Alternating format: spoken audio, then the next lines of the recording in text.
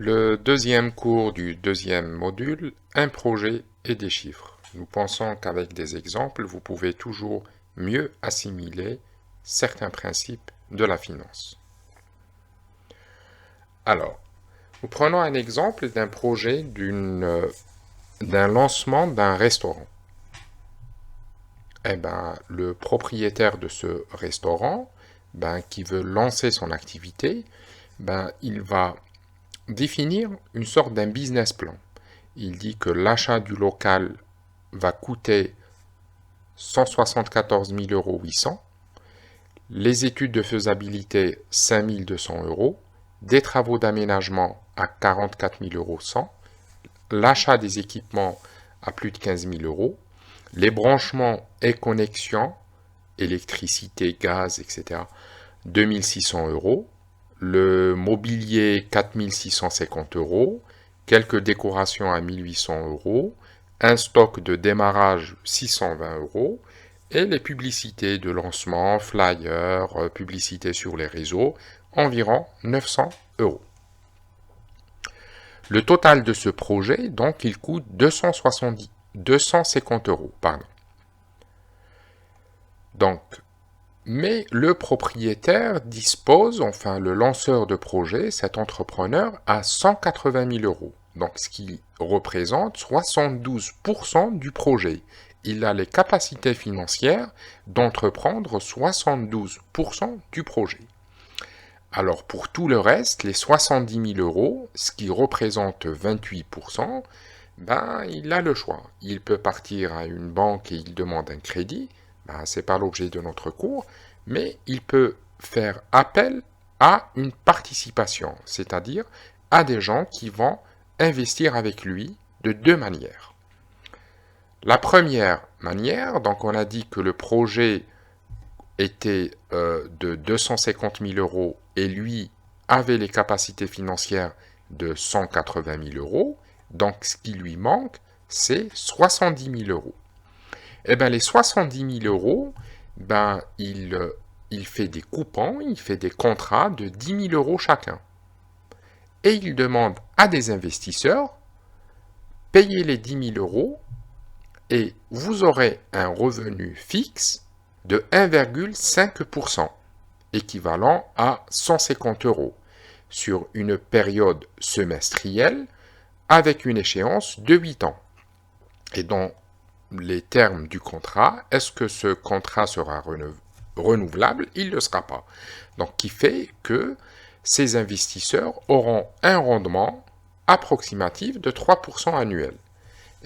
Ce type de contrat, c'est exactement comme ça comment fonctionnent les obligations. Vous achetez une dette que cette entreprise est en train de vendre, c'est-à-dire vous allez acheter une dette, un morceau de dette de cet entrepreneur pour qu'il puisse lancer son activité et vous allez recevoir un revenu fixe de 3% annuel. C'est le marché des obligations. Une deuxième méthode, donc les 250 000 € qui représentent les 100% et les 180 000 € dont dispose cet entrepreneur, représentent 72%. Les 70 000 € manquants, les 28%, ils vont être investis par différents investisseurs. Le premier investit 5 500 € parce qu'il y croit au projet, ça représente 2,2%. Un autre investisseur va investir 15 000 €, il a beaucoup plus confiance en la personne, il le connaît, il a bien su que c'était un très bon entrepreneur, qu'il réussit ses coûts, etc. 6%, un autre à 2,92%, et ainsi de suite. Et ces personnes n'auront pas un revenu fixe, mais ils vont analyser les recettes réalisées par ce restaurant, admettons que c'est 324 000 € par an, les dépenses annuelles 244 000 €, notamment les salaires, les charges, l'électricité et ainsi de suite. Donc il y a un résultat brut de 80 000 €, le résultat net est de 48 000 € une fois que l'entrepreneur paye les impôts, et puis il décide, comme il est majoritaire, il est actionnaire majoritaire de 72%, il prend la décision de réinvestir 18 000 euros pour refaire par exemple une hotte, il rajoute un climatiseur, j'en sais rien, il remplace des tables, etc. Et il va distribuer les 30 000 euros aux investisseurs. Cette distribution se fera pour l'investisseur principal, lui, donc qui détient les 72%, ça va se distribuer pour lui 21 000 euros, 21 600 euros. Et l'investisseur 1 qui avait 2,2%, il va obtenir 2,2% des 30 000 euros, à savoir 660 euros. Et ainsi de suite, et tous les investisseurs, au prorata de leur investissement, ils recevront une partie des dividendes, c'est-à-dire une distribution de la partie des bénéfices qui n'a pas été réinvestie. Ce type d'investissement va leur rapporter par exemple 12% par an, et c'est ce qu'on appelle les actions, c'est-à-dire c'est comme si ils ont acheté des actions. Ce qu'il faut comprendre, c'est que au niveau des actions réelles, au niveau de la bourse, c'est le même principe. Et vous, en tant qu'actionnaire, vous avez un revenu qui est variable selon les performances et la stratégie de l'entreprise. La performance, c'est comment elle a réussi à faire des bénéfices, et aussi la stratégie de l'entreprise, c'est sa décision. Est-ce que tous les bénéfices vont être distribués aux investisseurs ou une partie des bénéfices vont être réinvestis dans l'entreprise? Mais en tout état de cause, le revenu est variable. Le revenu est variable au niveau des actions.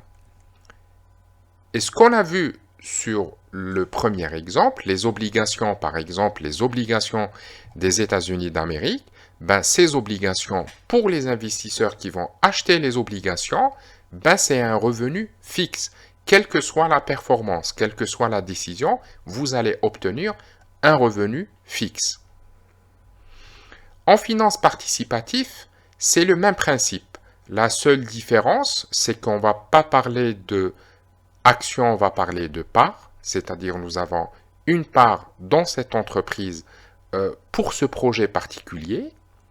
Et au niveau des investisseurs, ils vont recevoir aussi un revenu variable selon les performances du projet.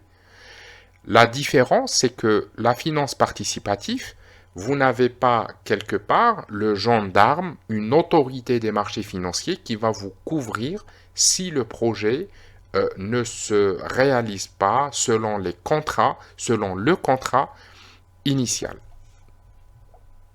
Il faut savoir qu'une fois que nous avons un risque faible, il veut dire qu'il y a une menace faible de perte d'argent et le revenu est fixe. Plus le revenu et on parlera de revenu variable parce que le risque est plus élevé. Qu'est-ce qui pousse une personne à investir sur un revenu variable où il risque de perdre une partie de son capital? Parce que le risque est plus élevé et parce que la menace de perdre l'argent est plus élevée. Ça, c'est le marché, par exemple, des actions et de la finance participative.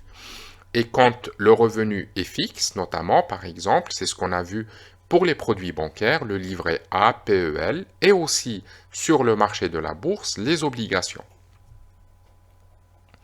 L'aversion au risque est un rejet de la prise de risque qui pousse les investisseurs à un faible risque.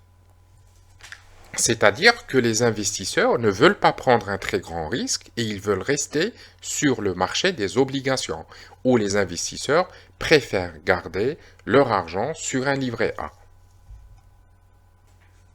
Exemple, une crise financière. Une crise financière qui se déclenche, les investisseurs vendent leurs actions et restent sur les obligations.